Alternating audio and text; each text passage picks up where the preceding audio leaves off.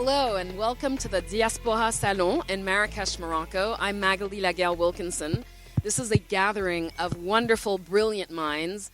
And joining me today, one of those brilliant minds, Claude Grunitzky, who is the curator of this fantastic event. And Claude, let's take it away. Listen, we talked about so much already on day one. Yes. And one of the things that struck me during our conversation is your fascination with Marcus Garvey. Of all names to hear here. But then again, it's a Diaspora Salon, so take it away. Why?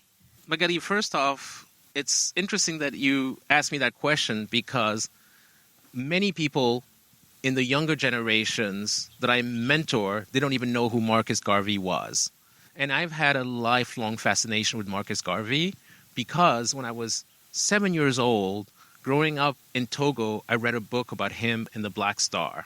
And I started doing more and more research as I got older, and I started unpacking so many layers of his life and aspirations and imaginations. And I realized that his vision was to unite Black people around the world. And then I heard a song by Bob Marley, and that song was Africa Unite. And that ended up shaping my entire career trajectory. And I launched a magazine, a monthly magazine when I was 23 years old called Trace Magazine. I called it a Transcultural Styles and Ideas magazine. But the idea really behind all that was to bring Marcus Garvey's Black Star vision to life. And what did that mean in practice? It meant that this publication, which morphed into a television network afterwards, but initially as a monthly publication, the idea was to unite Black people all over the world. So Africa Unite is not just uniting Africans on the African continent, but it's also uniting Africans from the continent with Afro-descendants all over the world. So when I started traveling as a journalist and magazine editor and media entrepreneur, I went to Brazil to document the Afro-Brazilian experience. I went to the Caribbean to document the Afro-Caribbean experiences in Cuba, in Jamaica, everywhere. And then in the United States, the African-American experience became a defining moment in my life in understanding how we could bring together people who had been separated by slavery and colonialism. And so that became my life's work, my life's mission. And I spent so many years just documenting the bonds that are actually still shaping us, the music, the film, the fashion, and what we have in common as opposed to what divides us. So when you tell this younger generation, all your mentees, about Marcus Garvey, what is their reaction? They don't know who he is. Mm-hmm. They don't know why it's important. Mm-hmm. And they don't know why a Jamaican man would be so important to world history.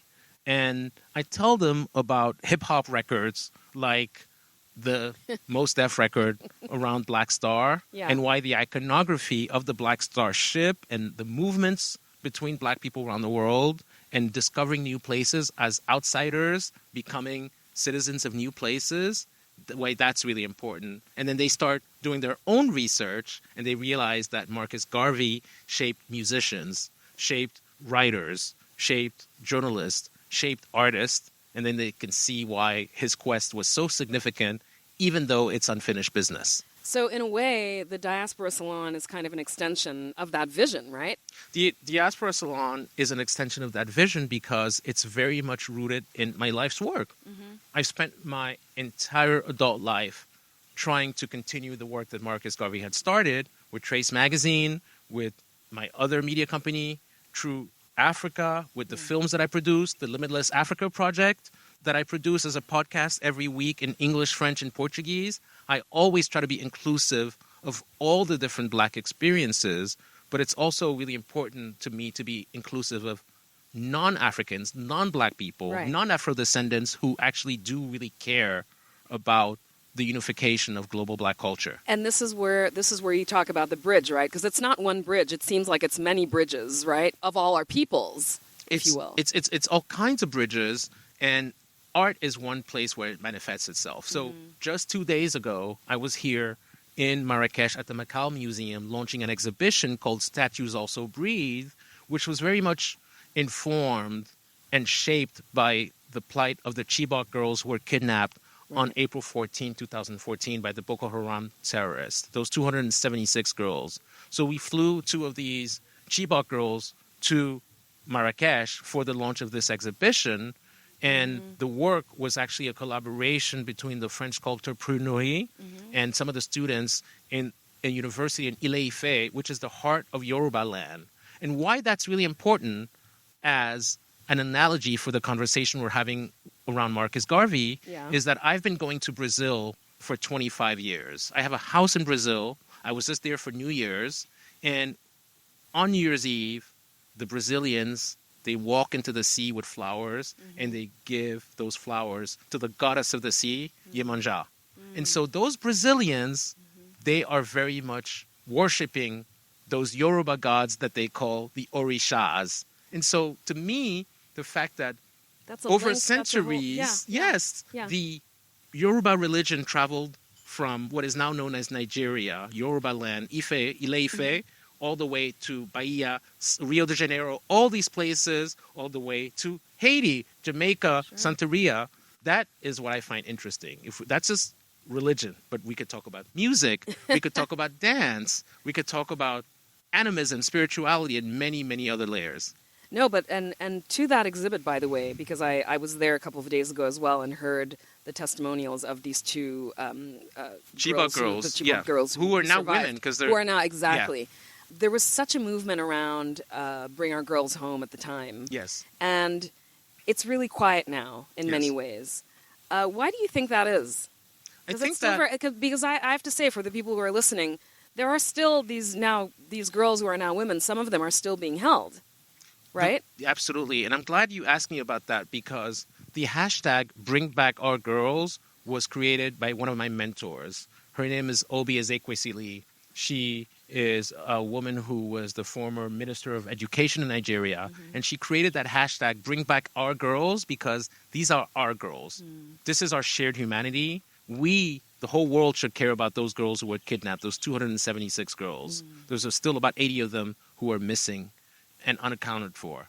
Anyway, Michelle Obama, when she was in the White House a decade ago, she was promoting that hashtag and tweeting about Bring Back Our Girls, and the world's attention was on those girls because Michelle was really the megaphone that we needed at that time. Unfortunately, the news cycle is such that people move on and they think about other things, and maybe it's the hostages in Gaza, and people just don't care about those girls so much, which is why we created that exhibition, Statues Also Breathe, in order to create a moment of remembrance so that collectively we could help to bring back those girls. Listen, I have to tell you, Claude, you have your tentacles in so many places. What brings you joy? What brings me joy is community, being in community with people like the ones that we are here with in Marrakesh at the Diaspora Salon. And I'm not just saying this to ponder to a moment of just happiness in this cycle that we're in. You know, this is really important that we can be in community, in a shared space, in a protected space, where we can be open and honest with each other, vulnerable, and not be in this mode of self-promotion that I see in so many places. Thank you so much, Claude. This Thank is you, great. Magalie. This is great. God. Stay tuned for more conversations from the Diaspora Salon. See ya.